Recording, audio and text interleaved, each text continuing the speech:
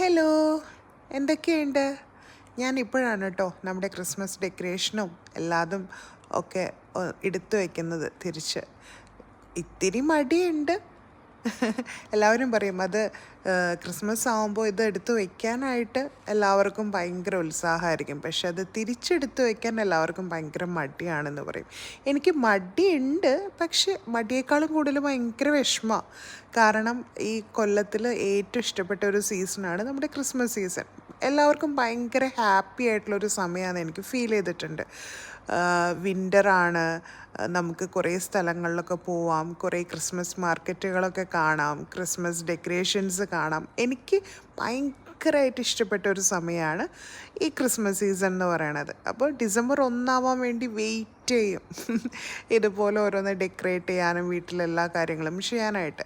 ഇതിലത്തെ ഓരോ സാധനങ്ങളും കുറേ കൊല്ലങ്ങളായിട്ട് എൻ്റെ കളക്ഷനിലുള്ളതാണ് കേട്ടോ. അല്ലാതെ ഈ ഒരു വട്ടം തന്നെ എല്ലാം കൂടെ മേടിക്കണതല്ല.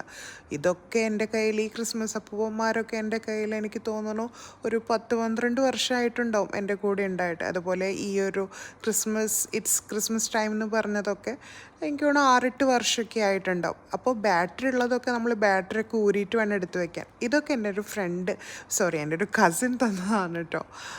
മോൾക്ക് ഗിഫ്റ്റ് ചെയ്തതാണ്. പിന്നെ ഇത് ഞങ്ങളിവിടെ ക്രിസ്മസ് പാർട്ടി നടത്തിയപ്പോൾ എൻ്റെ ഒരു ഫ്രണ്ട് ശ്രീജ തന്നതാണ്. പിന്നെ ഇതൊക്കെ ഞാൻ കുറേ കാലങ്ങളായിട്ട് ഇങ്ങനെ മേടിച്ച് കൂട്ടുന്നതാണ്. അപ്പോൾ ഓരോ പ്രാവശ്യം ചിലപ്പോൾ 1-2 പീസൊക്കെ ആയിരിക്കും നമ്മൾ മേടിക്കുന്നുണ്ടാവുള്ളൂ. അപ്പോൾ ഇത്രയും വർഷമായിട്ട് ഇപ്പം ഞാനിവിടെ ഒരു 14 വർഷത്തിന് മേലെ ക്രിസ്മസ് സെലിബ്രേറ്റ് ചെയ്യണം. അപ്പോൾ ഓരോ വർഷം ഇതുപോലെ ഇങ്ങനെ മേടിച്ച് കൂട്ടുന്ന സാധനങ്ങളായിരിക്കും കയ്യിലുണ്ടാവുക. അപ്പോൾ ഓരോ പ്രാവശ്യം നമ്മൾ പുതിയത് കാണുമ്പോൾ 1-2 പീസൊക്കെ മേടിക്കും. ഇത് ഞാൻ സ്വയം ഉണ്ടാക്കിയതാണ് കേട്ടോ, ഈ ഒരു ക്രിസ്മസ് ട്രീത്ത്. പിന്നെ ഇതായിരുന്നു എൻ്റെ ക്രിബ്, കുട്ടി ക്രിബായിരുന്നു. ഇതും കുറേ വർഷങ്ങൾക്ക് മുന്നേ, ഒരു 10 വർഷമായിട്ടുണ്ടാവും, 10-12 വർഷമായിട്ടുണ്ടാവും, നാട്ടിൽ വത്തിക്കാൻ എന്നും പറഞ്ഞിട്ട് ഡാഡിയുടെ ഫ്രണ്ടിൻ്റെ ജോണിങ്ങളുടെ കടയുണ്ട്, അവിടെ നിന്ന് മേടിച്ചതാണ്. നല്ല ക്യൂട്ടായിട്ടുള്ളൊരു ക്രിബ്. അങ്ങനെ ഈ കൊല്ലവും കഴിഞ്ഞു, ക്രിസ്മസും കഴിഞ്ഞ് അടുത്ത ഒരു ക്രിസ്മസിനെ കാണാം. Bye bye.